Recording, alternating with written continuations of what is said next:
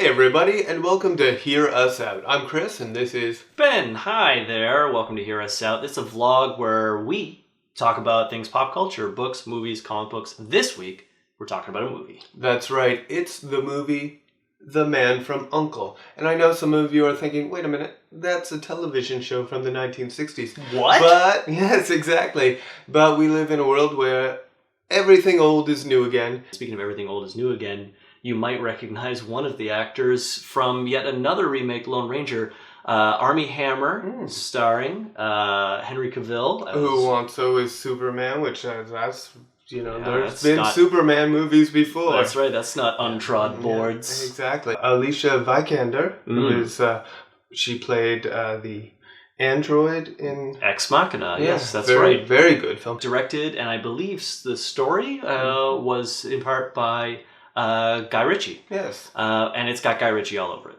Stylistically speaking, absolutely fantastic. It's got his fast, fun edits. Lots of interesting transitions and split screens. And I find his bird's eye view cinematography, he just gets above the action sometimes, which just allows you to take it in all that much better. And there was a lot of action in this film. Absolutely, and you got to see it really well, which is great because in it, as you may know, we have a Russian agent and an American agent who are a little bit at odds with each other, and they've got to work together because, it's the 1960s.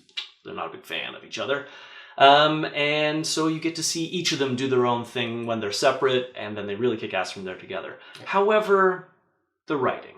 Yes, it definitely suffered. There were a lot of writers on the actual screenplay, and tends to suffer from a lack of cohesiveness. From scene to scene, it felt very much like it was a different writer, and some of it didn't really, mesh. Sometimes it was really clever, and then sometimes it was just really blunt. And it didn't transition seamlessly from, one into the other. And when it took itself really seriously, it was like, are you a spoof of the 1960s? Or are you really just... an homage? Yeah, but sometimes you were like, no, this could just be cheap laughs and sexism for the sake of having that, which... Yeah. I would have to give this movie, because the writing did drag it down a little bit, I'd say I'm going to give it an Ethan Hunt, and let's say a Jason Bourne. I give it one Remo Williams and half a Bond girl. Ooh, dark.